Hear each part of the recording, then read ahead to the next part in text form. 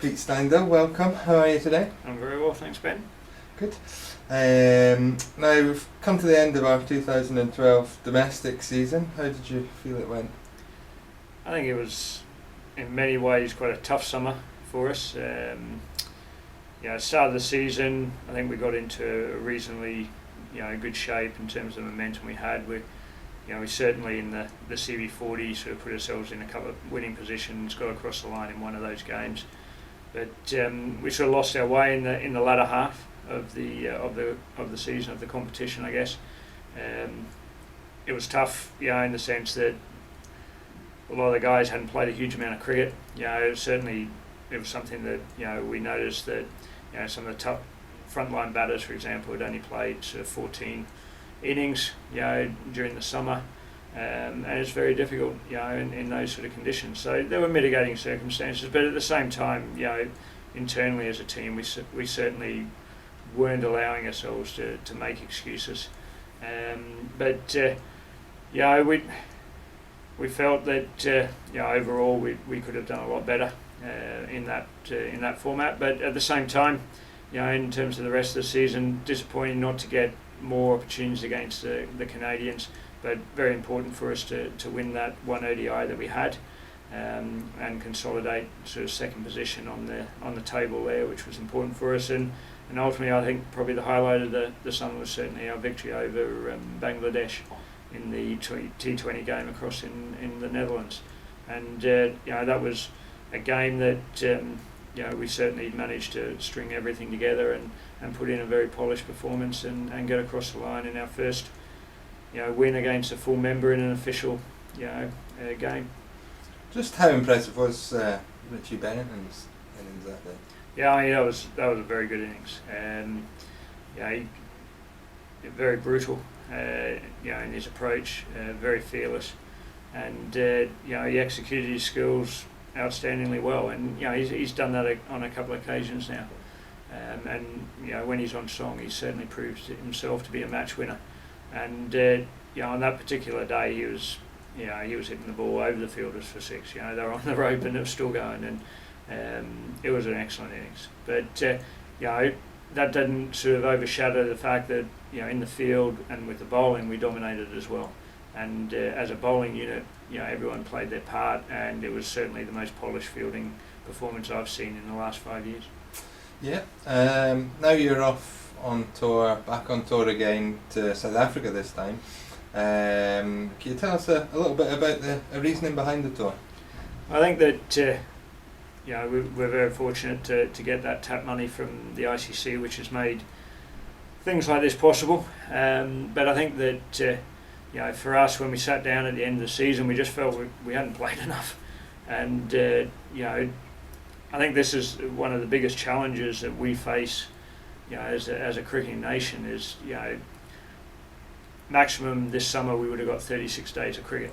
And 36 days of cricket isn't enough in the first place. We certainly know and feel that we should be targeting over 50 days during the summer at least. And you compare that to a county cricketer, they play 120 days in a summer. And I think that we've certainly for a long time felt now that it's important for us to get more cricket. We can train hard, and we certainly do, and we've got a good preparation ethos within the group, and we put in the hours.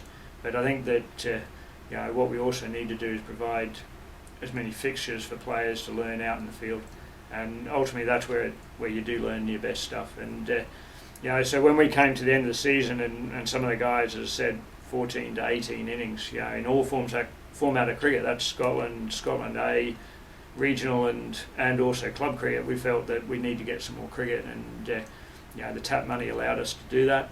And we certainly looked to have the opportunity to get out to South Africa and play some tough cricket in challenging conditions. Yeah, you will, of course, sort of be coming up against the Kolkata Knight Riders and the Highveld Lions in some T20 cricket. Are you looking forward to those things? Yeah, well, these games came in very late in the day, and they've been sort of put in the schedule right at the start. It's going to be a massive challenge for us because, we haven't played for a month. many of the guys have been on annual leave, having a bit of a break and refreshing, and we have made that policy decision on the basis that when we get back from South Africa, it's important that we address sort of our strength conditioning and start preparing ourselves for the important fixtures that come next year. So we're going to hit the ground. I think we've got we get over there, we have one day, do a bit of training, and then the next day we've got a game, then we've got a game, and then we've got 3 days. So we've got 5 days of cricket on the bounce, and it's going to be a challenge for us. But at the same time, it's a good challenge. We just got to get out there and get the job done and play some good cricket.